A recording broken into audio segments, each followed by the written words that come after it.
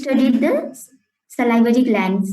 Three major salivary glands are, what are the name of the three major salivary glands? Parotid gland, submandibular, sublingual. Sublingual, submandibular, and the parotid gland. Today we are going to start the esophagus. Esophagus. So esophagus, it lies in between the pharynx and the stomach. It lies in between the, or it intervenes in between the pharynx and the stomach. So esophagus, it is the narrowest part of the GIT except vermiform appendix. Esophagus is the narrowest part of the GIT except vermiform appendix. It is a muscular canal. It is a muscular canal. Muscular canal, narrowest part of the gastrointestinal tract except the vermiform appendix. It begins from the lower border of the cricoid cartilage, which vertebral level is C6. Esophagus, it is the continuation of the pharynx. Esophagus, it is the continuation of the pharynx, which lies opposite of C6. Which lies opposite of C6, and it extends up to the cardiac orifice of stomach. Cardiac orifice of stomach. Beginning is the lower border of the cricoid cartilage, continuations of the pharynx, and terminates as a stomach, at which point cardiac orifice of stomach, which vertebral level is T11. T11. 11th thoracic vertebra. So 6 cervical vertebrae to the 11th thoracic vertebrae, the vertical muscular canal extends. That muscular canal is the esophagus. Esophagus. So esophagus, it is a continuation of pharynx, which lies opposite of lower border of cricoid cartilage and extends up to the cardiac orifice of stomach. Cardiac orifice of the stomach. And this cardiac orifice of stomach, it lies opposite of 11th thoracic vertebra.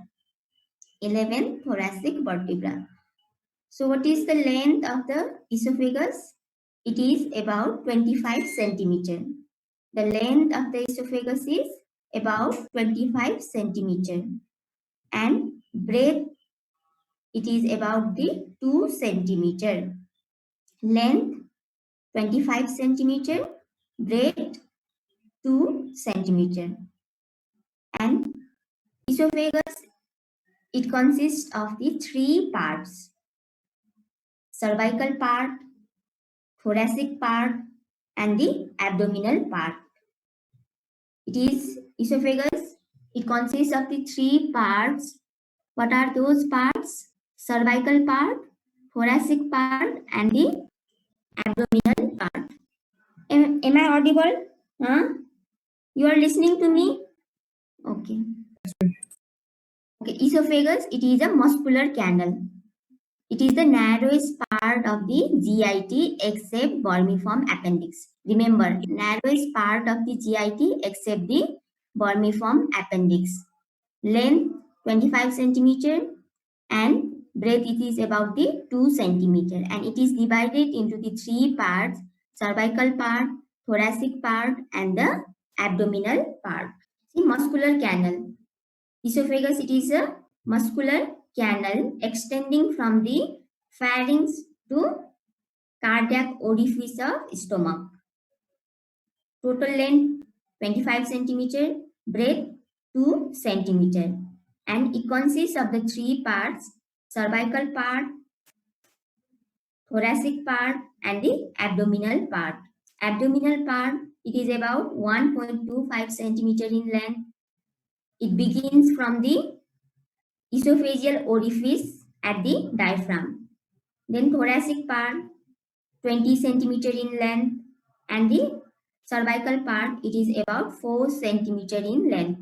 So total 25 centimeter in length, about 25 centimeter in length. Esophagus is a muscular canal, narrowest part of the GIT except the vermiform appendix. Begins from the lower border of the cricoid cartilage and ends at the cardiac orifice of stomach. That lower border of the cricoid cartilage lies opposite of C6, 6 cervical vertebra. So what is the course of the esophagus? So esophagus, it is the continuations of the pharynx at the lower border of cricoid cartilage. Esophagus is a continuation of the pharynx at the lower border of the cricoid cartilage.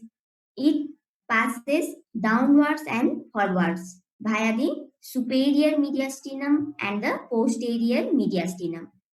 It passes downward and forward via the superior and the posterior mediastinum. In front of the thoracic vertebral column. In front of the thoracic vertebral column. And at the level of the T10, it pierces the esophageal orifice of the diaphragm and ends at the cardiac orifice of the stomach. Ends at the cardiac orifice of the stomach. And its vertebral level is T11. See, esophagus. What is the course of the esophagus? Esophagus is the continuations of the pharynx which lies at the lower border of the cricoid cartilage. From there, it passes downwards and forwards. It passes downward and forward through the superior mediastinum and posterior mediastinum. Opposite of the T10, it pierces the diaphragm. Then it passes downwards and ends at the cardiac orifice of the stomach at the level of 11 thoracic vertebra. Clear? See, in the esophagus, histology and the constriction is important. Esophagus, in the esophagus, histology and constriction is very much important. Now, what are the curvatures of the esophagus? Esophagus, normally it is a vertical tube. It is a vertical tube and has the two curvatures. Two curvatures. See, curvatures, it consists of the two curvatures, antero-posterior curvatures and the lateral curvature. Antero-posterior curvature. It corresponds to the cervical and the thoracic curvature. Cervical and the thoracic curvature. Cervical curvature, anteriorly it is convex or concave? Convex. And thoracic, anteriorly it is concave. So, this esophagus, it corresponds with the cervical and the thoracic curvatures. And lateral curvature, in the lateral curvatures, the esophagus, it deviates twice. It deviates on the left side for twice. And they are at the root of the neck opposite to C6 and near the lower end opposite of T5 to T7. Lateral curvature. It deviates on the left side for the 2 times, and those are at the root of the neck opposite to C6 and near the lower end opposite of T5 to T7. Curvatures. There are 2 curvatures are present. What are those curvatures?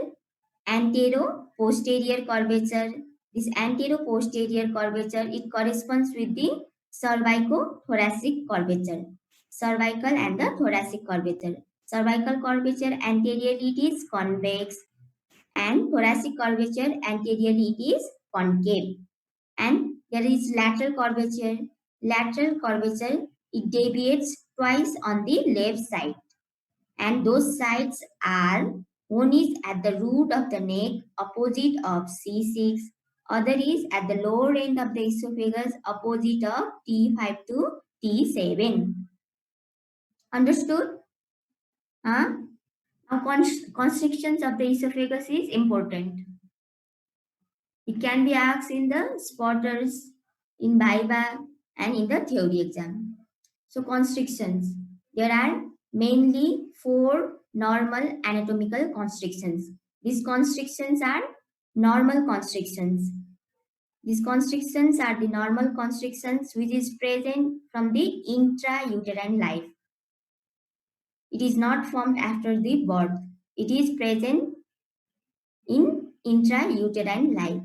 There are 4 normal constrictions.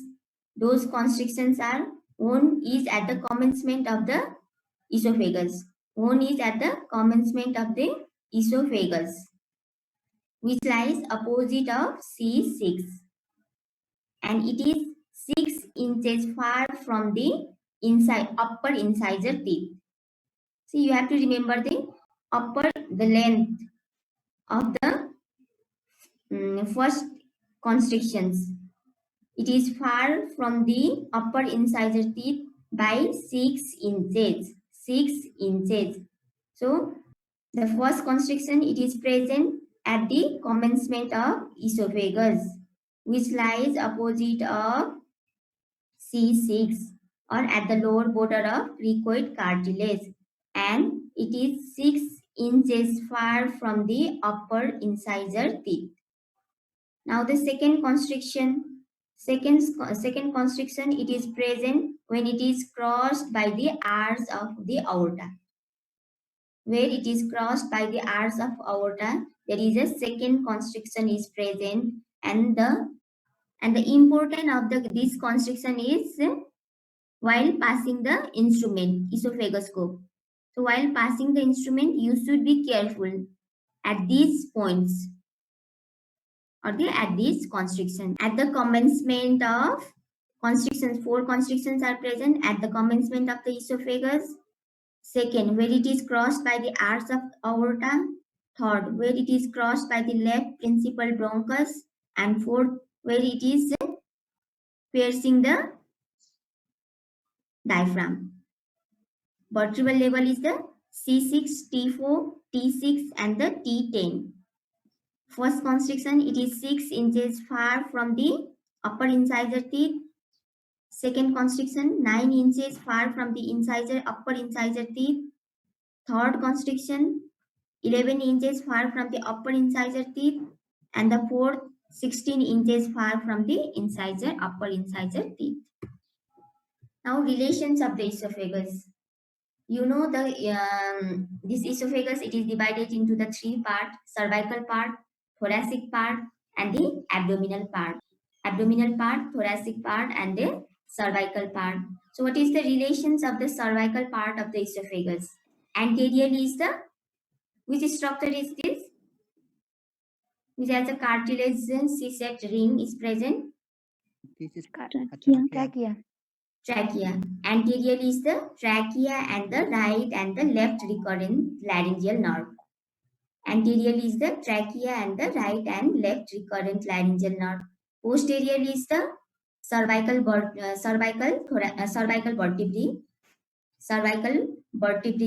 longus colli muscles, and the paravertebral fascia. Cervical vertebrae along with the intervertebral disc, then anterior longitudinal ligament, paravertebral fascia, and longus colli muscles. And on either sides, or on each side, on the right and the left side, they are the common carotid artery. Right and the left common carotid artery. Right and the left common carotid artery. Lobe of thyroid gland, and thoracic duct only on the left side. Thoracic duct on the left side. So cervical part, anteriorly is the trachea and the right and the left recurrent laryngeal nerve. Posteriorly is the cervical vertebrae, longus colli muscles, and the paravertebral fascia, and the anterior longitudinal ligament. On each side is the right and the left common carotid artery, lobe of the thyroid gland, and the thoracic duct only on the left side. Thoracic duct only on the left side. Now the relations of the thoracic part of the esophagus. So in front is anterior relations of the thoracic part of the esophagus. Anterior is the trachea. Then left principal bronchus, arch of aorta, arch of aorta. Then this is the posterior sloping surface of the diaphragm. Posterior sloping surface of diaphragm and the fibrous pericardium. Fibrous pericardium. These are the relations of the esophagus, thoracic part of the esophagus anteriorly. What are those? Trachea, arch of aorta, left principal bronchus, fibrous pericardium, posterior sloping surface of the diaphragm. Posterior relation thoracic vertebrae along with intervertebral disc. Anterior longitudinal ligaments. Anterior longitudinal ligaments, thoracic vertebrae with intervertebral disc. This is the posterior relations of the thoracic part of the esophagus. Now the left side. The relations of the left side in the superior mediastinum and the inferior mediastinum is different. In superior mediastinum, it is related with arch of aorta, left subclavian artery, left recurrent laryngeal nerve. It is the relations of the left side. So left subclavian artery, left recurrent laryngeal nerve, thoracic duct, you know it is present on the left side, left lung and left pleura, and arch of aorta. These are the left side relations of the superior mediastinum of the esophagus. Now in the inferior mediastinum, it is related with descending thoracic aorta, left lung and left pleura. Left lung and left pleura. Now the right side. Right side, it is related with the right lung and the right pleura and the arch of the azygous vein. Arch of the azygous vein, abdominal part. See the relations of the thoracic part of the esophagus anteriorly is trachea, left principal bronchus, arch of aorta, posterior sloping surface of diaphragm, then the fibrous pericardium. Posterior relation is thoracic vertebrae along with the anterior longitudinal ligament and intervertebral disc. On the left side, left lung and the left pleura. On the right side, right lung and the right pleura. In superior mediastinum, it is related with the arch of aorta, thoracic duct, left recurrent laryngeal nerve, left vagus nerve. These are the things you have to remember by yourself. Okay. Now the abdominal part. So what is the relations of the abdominal part of the esophagus anteriorly? They are the left lobe of the liver and the anterior vagal trunk. Anterior vagal trunk and the left lobe of liver. And anterior vagal trunk, it is formed by the left vagus nerve. Anterior vagal trunk, it is formed by the left vagus nerve. Remember, anterior vagal trunk formed by the left vagus nerve. Now the behind posteriorly, it is related with left cross of diaphragm. See, here it is the left cross of the diaphragm. Then posterior vagal trunk, and that posterior vagal trunk is formed by the right vagus nerve. Right vagus nerve forms the posterior vagal trunk. Left vagus nerve forms the anterior vagal trunk. And another relation is the left inferior phrenic artery. Left inferior phrenic artery. Anterior relation is the left lobe of the liver and the anterior vagal trunk. Posterior relations of the abdominal part of the esophagus is the left cross of the diaphragm, left inferior phrenic artery, and the posterior vagal trunk. And posterior vagal trunk is formed or the continuations of the which vagus nerve, right or the left? Right, vagus nerve. Right. Vagus nerve. See, sometimes in MCQ it may be asked, so remember anterior left, posterior vagal trunk right. Now the blood supply of the esophagus. So arterial supply. You know that this muscular canal esophagus divided into the three parts: cervical part, thoracic part, and the abdominal part. So cervical part, it is supplied via the inferior thyroid artery. Esophageal branches of the inferior thyroid artery. Cervical part, it is supplied via the inferior thyroid artery. Esophageal branch of the inferior thyroid artery up to the arch of aorta. Now the thoracic part, it is supplied by esophageal branches of the descending thoracic aorta. Here this is the descending thoracic aorta. So it gives the esophageal branches of the descending thoracic aorta, which supplies the thoracic part of the esophagus. Now the abdominal part, this abdominal part, it is supplied by the esophageal branches of left gastric artery. Left gastric artery. Cervical part, esophageal branch of the inferior thyroid artery. Thoracic part, esophageal branch of the descending thoracic aorta. And abdominal part, it is supplied by the esophageal branch of the left gastric artery. Left gastric artery. Venous drainage. Same. Cervical part drains into the inferior thyroid vein. Venous drainage, it corresponds to the arteries. See, inferior thyroid vein. Cervical part, it drains into the inferior thyroid vein, and this inferior thyroid vein later on drains in the brachiocephalic vein. Now, the thoracic part, it drains on the azygous vein. These are the azygous vein. So, it drains in the azygous vein. Now, the abdominal part, the third part is the abdominal part. It drains in left gastric vein, and left gastric vein, it is a tributary of the portal vein. Remember, left gastric vein is a portal system. It is a vein of the portal vein, or the tributary of the portal vein. See, remember, the abdominal part, it is drained via the left gastric vein, and this left gastric vein, it is a vein of the portal system, not the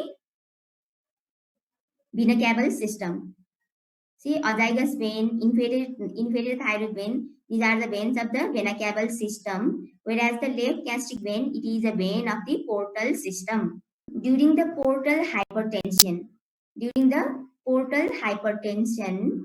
the veins of the lower end of the esophagus gets dilated, and this dilated vein, it is called as the esophageal varix or the esophageal varices.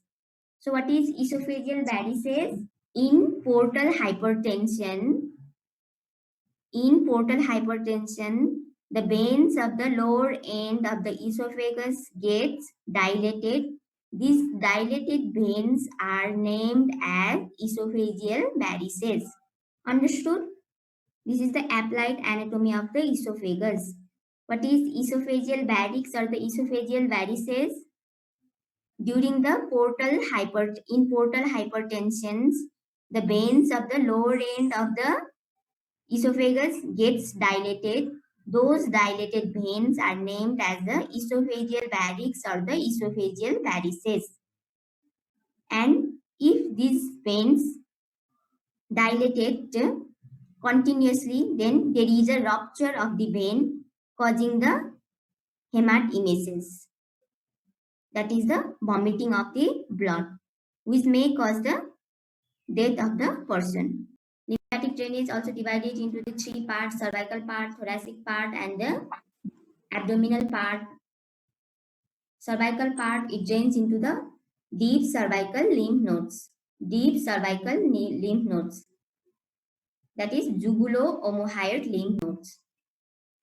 You can remember the deep cervical lymph nodes or the jugulo-omohyoid lymph nodes, which finally drain in the deep cervical lymph nodes. Now the thoracic part, it drains in the paratracheal lymph nodes. Lymph nodes present on either sides of the trachea is the paratracheal lymph nodes. Other is the tracheobronchial lymph nodes. And it is also drained in the posterior mediastinal lymph nodes. Now the abdominal part, it drains in the celiac groups of the pre-aortic lymph nodes. Cervical part drains in the deep cervical lymph nodes. Thoracic part, it drains in the paratracheal lymph nodes, tracheobronchial lymph nodes, and the posterior mediastinal lymph nodes. Because in the it also run via the posterior mediastinum, and you know the content of the posterior mediastinum is posterior mediastinal lymph nodes. and the abdominal part. Last part is the abdominal part. It is drained in the celiac lymph nodes or pre-aortic lymph nodes. Pre-aortic. Pre-aortic means it is present in front of the abdominal aorta. Pre means in front of abdominal aorta. Not supply. Not supply. It is supplied by the sympathetic and the parasympathetic nervous system. Sympathetic as well as the parasympathetic nervous system. Sympathetic, it is supplied by the T5 to T9 segments of the spinal cord. T5 to T9 segments of the spinal cord forming the esophageal plexus. And parasympathetic, it is via the right and the left vagus nerve. In addition, the cervical part, it is supplied via the recurrent laryngeal nerve. Cervical part, it is supplied or the innervated by the recurrent laryngeal nerve. Rest of the part of the esophagus, it is supplied by the right and left vagus nerve. Right and the left vagus nerve, sympathetic by via the T5 to T9 segments of spinal cord. The histology of the esophagus. See, the GIT, you have to remember, don't forget. GIT has the 4 layers. Gastrointestinal tract has the 4 layers. From inside outward, they are the mucosa, submucosa, muscular externa or the muscular layer, serosa or adventitia. See, the GIT always has the 4 layers: mucosa, submucosa, muscular layer, and the serosa. What is the difference between the serosa and adventitia? What is the difference between the adventitia and serosa? I think we have studied in the first year. Serosa or adventitia? Serosa, it is lined by the mesothelium. Serosa, it is lined by the mesothelium, whereas the adventitia, it is made up of the loose connective tissue. Clear? What is the difference between the adventitia and the serosa? Am I audible or not? Adventitia means it is only made up of the loose layer of the connective tissue, whereas in case of the serosa, it is lined by the mesothelium. And you know the lining epithelium of the mesothelium is simple squamous. Simple squamous Squamous epithelium. So this diagram illustrates the histology of esophagus or the microscopic anatomy of the esophagus, and it consists of the 4 layers from inside to outward. They are the mucosa, submucosa, muscular layer, and the serosa as well as the adventitia. Serosa and the adventitia. In case of the esophagus, the upper 2/3 of the esophagus, it is the outer layer of the esophagus is the adventitia, and the abdominal part, it is lined by the serosa. Why it is so? Because you know the abdominal cavity, it is lined by the peritoneum, and peritoneum is a mesothelium. Pericardial cavity, pleural cavity, peritoneal cavities all are lined by the simple squamous epithelium. It is named as the mesothelium. As the abdominal part, it runs through the peritoneal cavity, is lined by the mesothelium. So its outer layer, it is called as a serosa, not adventitia. But in the upper part, above the diaphragm, it is only made up of the loose areolar connective tissue. It is not lined by the mesothelium. What are the 4 layers of the esophagus? mucosa, submucosa, muscular extent, and adventitia. Mucosa, submucosa, muscular layer, and the Serosa and adventitia. but in the abdominal part of the esophagus, the outer layer it is serosa, not the adventitia. Because the lower part or the abdominal part, it is lined by the simple squamous epithelium named as the mesothelium. Now, this mucosa, it is further subdivided into the 3 parts. They are the lining epithelium, Lining epithelium. The lining epithelium of the esophagus, it is lined by non-keratinized stratified squamous epithelium. Non-keratinized stratified squamous epithelium. Deep to the lining epithelium, it is the lamina propria. Lamina propria. Lamina propria. See, lamina propria. And this lamina propria, it is made up of the connective tissue, areolar tissue, where there is a presence of the nerves, blood vessels, lymphatics. Lamina propria made up of the areolar tissue, where there is a presence of the blood vessels, nerves, lymphatics. And the third layer of the mucosa is the muscularis mucosa. Muscularis mucosa.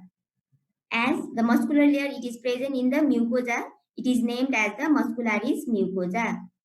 See, these are the bundles of the muscles, and the muscles, they are arranged in the two layers. Outer layer is the longitudinal layer, inner is the circular. In GIT, always inner is the circular, outer is longitudinal. Please remember, inner circular, outer longitudinal. So mucosa consists of the three parts. One is the lining epithelium, next is the lamina propria, third one is the muscularis mucosa. Muscularis mucosa. Now the second layers of the esophagus is the soft mucosa. Soft mucosa. And this soft mucosa, it is made up of the connective tissue, which consists of the, again, nerve, blood vessels, lymphatics, and the esophageal glands. Esophageal glands. Esophageal glands. Okay. Now the third layer of the esophagus is muscularis externa. Muscularis externa. And this muscularis externa consists, we previously said that it consists of the two layers of the muscles. Outer is the longitudinal muscle, inner is the circular. Inner is the circular, outer is the longitudinal. And in between the outer and the inner layers of the muscles, there is a nerve plexus. The name of the nerve plexus is the myenteric plexus. Myenteric plexus. Similarly, the nerve plexus, it is also present in the soft mucosa, and the name of that nerve plexus is the soft mucosal plexus or the Meissner's plexus. Meissner plexus, where it is present in the soft mucosa, and the myenteric plexus, it is present in between the inner circular muscles and outer longitudinal muscle. Myenteric and the Meissner plexus. Clear? Huh? It is also same in the small intestine. So you have to understood the histology of the GIT. It is almost the same. There is slightly difference, but most of them, they are common. Mucosa, submucosa, muscularis externa, serosa. Mucosa divided into the three: lining epithelium, lamina propria, muscularis mucosae, submucosa. Muscularis externa, it consists of the nerve plexus. That nerve plexus is the myenteric or the Meissner's. Myenteric. Myenteric plexus. Okay.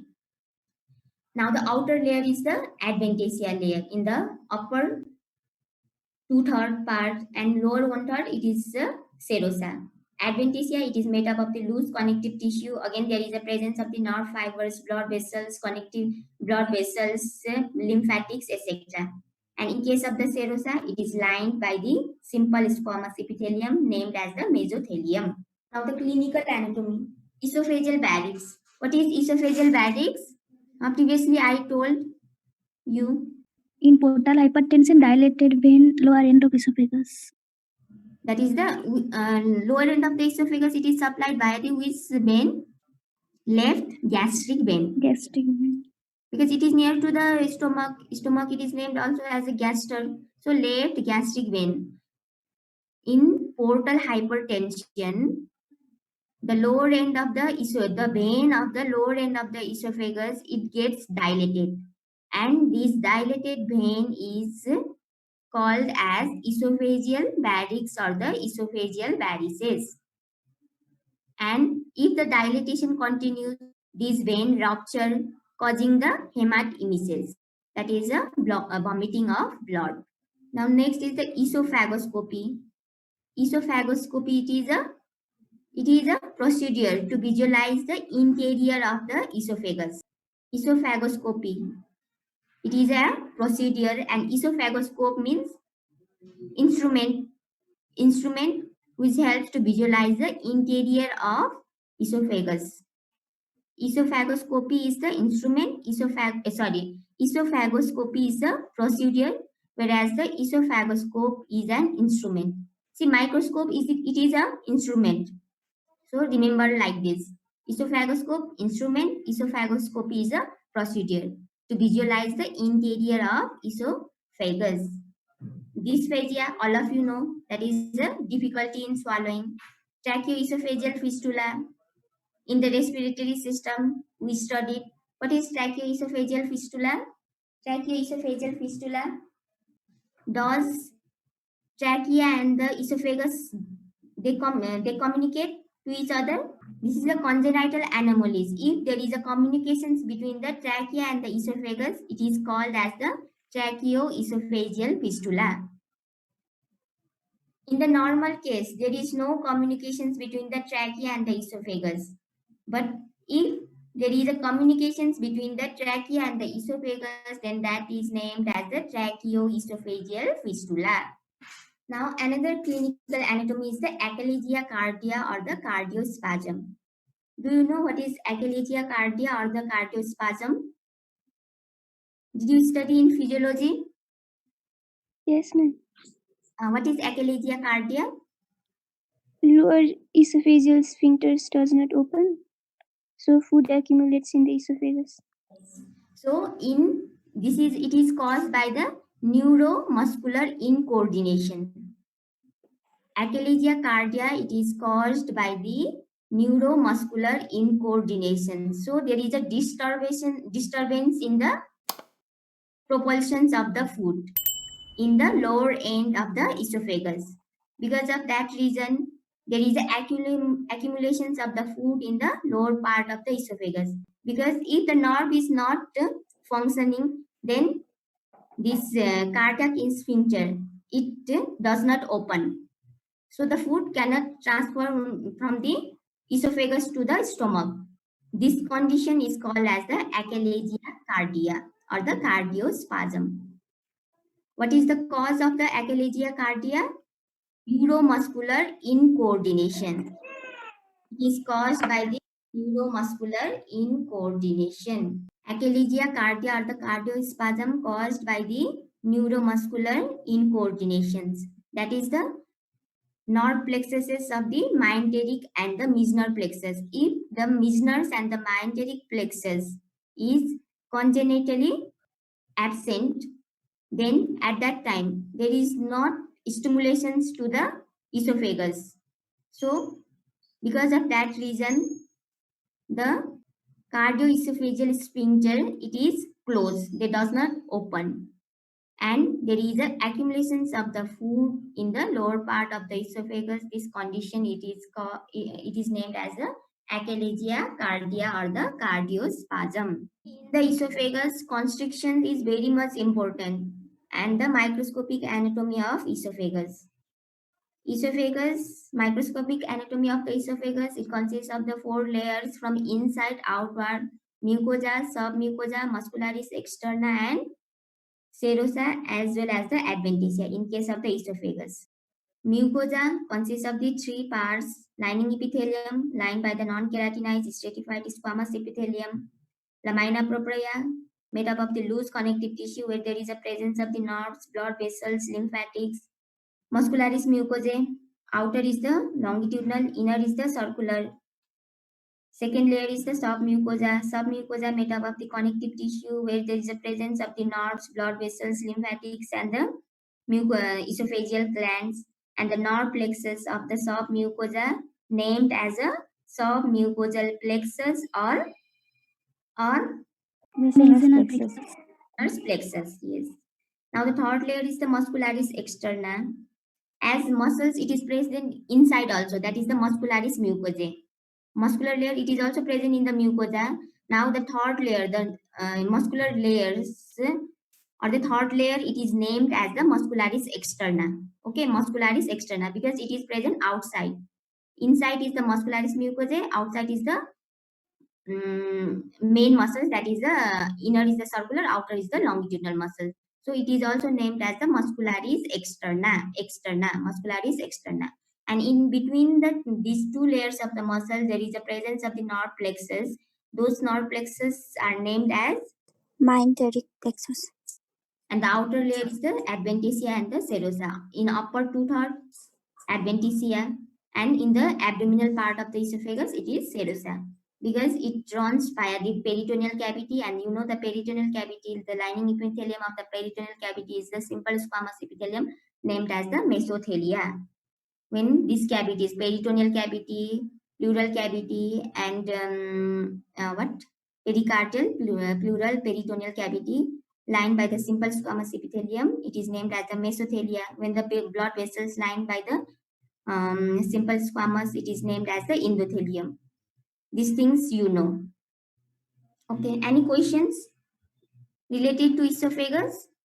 And one thing I forgot to tell that this esophagus, upper one third of the esophagus, it is made up of the skeletal muscle.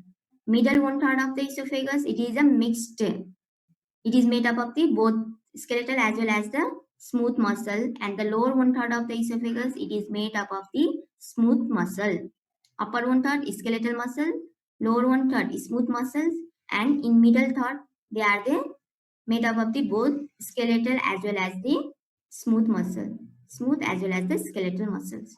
Okay, any questions? Ma'am, Um, ma'am, muscularis mucosa and muscularis externa both have inner circular and outer longitudinal, or only muscularis externa have inner circular, outer longitudinal? both have the inner is the circular, outer is the longitudinal. And Muscular mucosa also have. yes, It is mucosal layer, na? it is a mucosal layer. It is a mucosa. It is one of the part of the mucosa, and the muscles also present in that mucosa, and those muscles also divided into the two layers. Outer is the longitudinal, inner is the circular. And in the muscularis externa also, outer is the longitudinal, inner is the circular.